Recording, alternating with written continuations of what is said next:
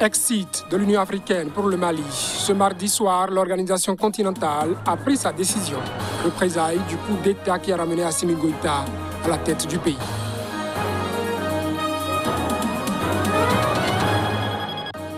Des soldats tchadiens attaqués sur leur territoire, puis enlevés et tués sur le sol centrafricain. C'est un drame que ne cautionne pas le gouvernement centrafricain. Il l'a condamné.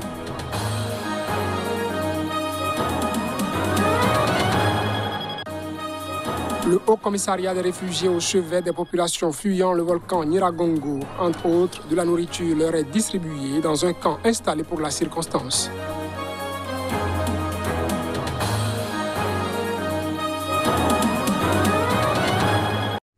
À toutes et à tous, bonsoir et bienvenue à ce journal.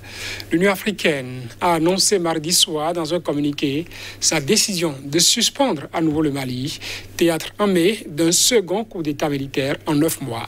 L'Union africaine appelle les militaires maliens à urgemment et inconditionnellement retourner dans leurs casernes et à s'abstenir de toute interférence future dans le processus politique du pays suivant. L'UA décide de suspendre immédiatement la République du Mali de sa participation à toutes les activités de l'Union africaine, ses organes et ses institutions, jusqu'à ce qu'un ordre constitutionnel normal soit établi dans le pays, informe un texte du Conseil de paix et de sécurité de l'organisation. Elle demande à établir les conditions pour le retour à une transition démocratique sans entrave, transparente et rapide, sans quoi le Conseil n'hésitera pas à imposer des sanctions ciblées et d'autres mesures punitives contre ceux qui empêchent la transition, ajoute le texte. La décision de l'UA suit de quelques jours celle de la Communauté économique et des États de l'Afrique de l'Ouest, qui a également annoncé suspendre le Mali de ses institutions. Ce pays du Sahel a connu 2 coups d'État en 9 mois. L'UA, l'organisation appelle les militaires maliens à urgemment et inconditionnellement retourner dans leurs casernes et à s'abstenir de toute interférence future dans le processus politique au Mali. Dans son communiqué, l'Union africaine appelle à ce qu'aucun des responsables actuels ne se présente aux élections à venir et demande la levée des restrictions sur tous les acteurs politiques, dont Daoué Ouane, actuellement assigné à résidence. Elle annonce également l'organisation prochaine d'une mission d'évaluation dans le pays. Pour rappel, en mai, les militaires mécontents d'une recomposition du gouvernement ont décidé, suite à une contestation grandissante, d'arrêter le président et le premier ministre Ban Daoé et Mokhtar Ouane, conduits sous la contrainte au camp militaire de Kati, près de Bamako. La Cour constitutionnelle a déclaré ensuite chef de l'État et président de transition le colonel Assimi Goïta, homme clé dans l'actuelle crise politique. Ce dernier a assuré que les élections prévues se tiendront courant 2022. La Centrafrique a condamné fermement l'attaque par son armée d'un poste frontalier en territoire tchadien qui a causé dimanche la mort de 6 soldats tchadiens, dont 5 enlevés et exécutés. C'était lors d'une rencontre mardi soir à N'Djamena entre les chefs de la diplomatie des 2 pays. Le Tchad avait dénoncé un crime de guerre qu'il ne laissera pas impuni pendant que la Centrafrique assurait que son armée poursuivait à la frontière des éléments d'une coalition rebelle qui cherche depuis décembre à renverser le pouvoir, mais qui a depuis été repoussée et presque défaite grâce à l'intervention massive de paramilitaires russes.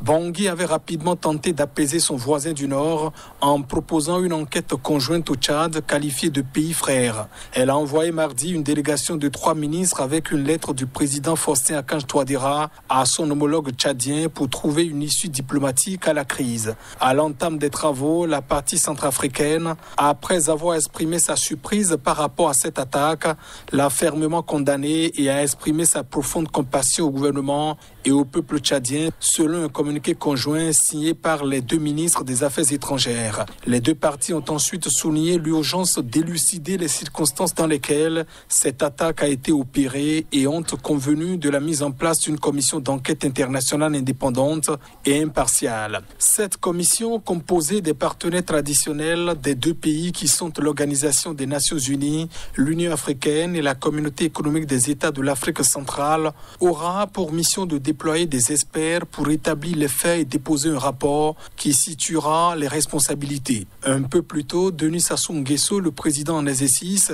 de la CEAC, avait appelé dans un communiqué à la retenue et à l'apaisement afin de conjurer toute escalade aux conséquences dangereuses et retrouver un climat de confiance fraternelle. Dans l'est de la République démocratique du Congo à présent, 5 personnes ont été tuées, plusieurs autres sont portées disparues, dont des enfants, dans une nouvelle incursion de membres présumés du groupe armé ougandais des forces démocratiques alliées ADF. Les personnes tuées, bien sûr, ont été fusillées, a précisé l'administrateur du territoire de Béni, qui a ajouté qu'actuellement, la population est en fuite. Reportage.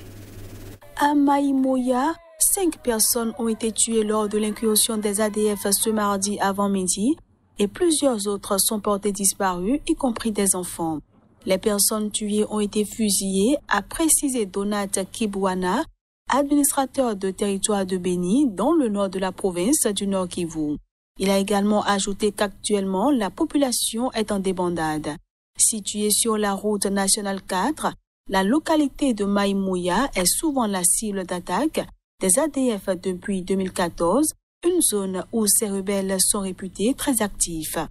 L'Est de la République démocratique du Congo est en proie à des violences depuis près de 25 ans en raison de la présence des multiples groupes armés d'importances diverses. Dans la région voisine de l'Ituri, une 50aine de personnes, dont des enfants et des vieillards, ont été tués lundi dernier dans l'attaque de 2 localités. Après un nouveau carnage sur lequel il n'a fait aucun commentaire, le gouvernement de la République démocratique du Congo a promis une accélération de l'état de siège dans l'est du pays pour lutter contre les groupes armés. Pour le moment, nous sommes en phase de l'accélération parce que tous les dispositifs sont pris, c'est comme un avion qui décolle, a expliqué le ministre de la Défense Gilbert Kabanda, qui s'exprimait à l'issue d'une réunion avec le Premier ministre Jean-Michel Sama Lukonde, consacré à cet état de siège.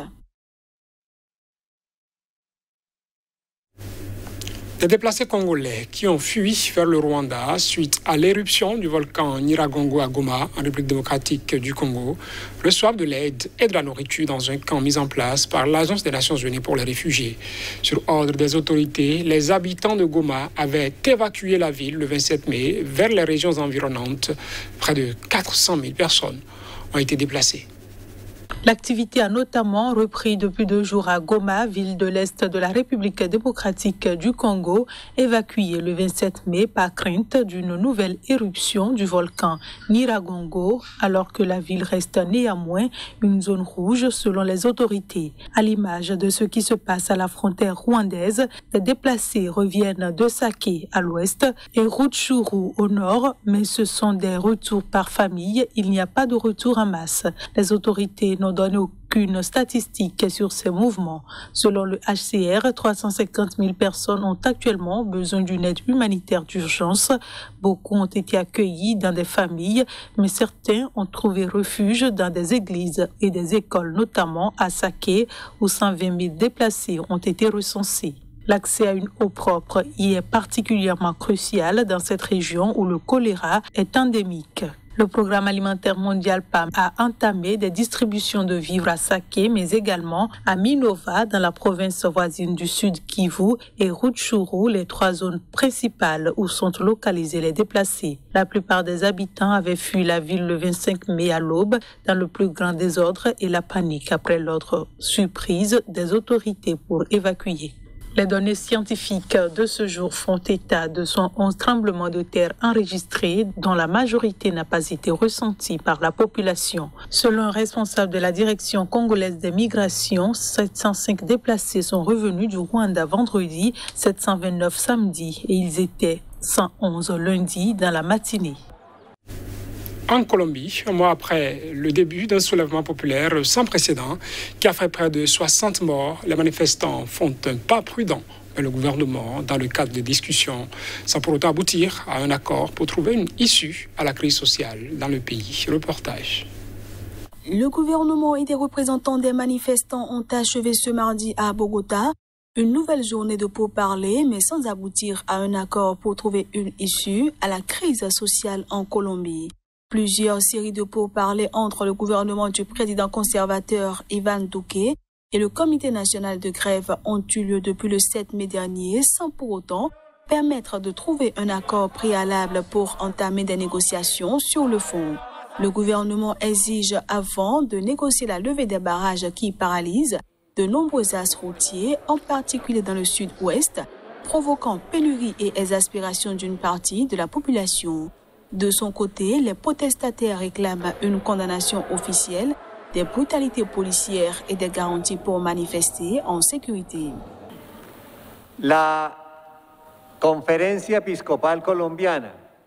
La conférence épiscopale colombienne et les Nations Unies ont constaté une diminution substantielle des barrages routiers grâce au dialogue régional. Debido al diálogo regional que se...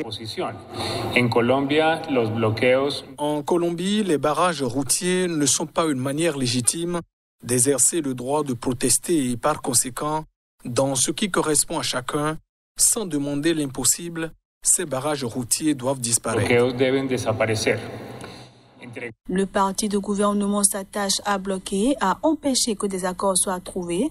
Et le gouvernement national suit ses instructions à la lettre, a regretté ce mardi soir dans un communiqué le comité national de grève qui a appelé à une nouvelle journée de protestation ce mercredi. Et c'est la fin de ce journal, mesdames et messieurs. Merci de l'avoir suivi.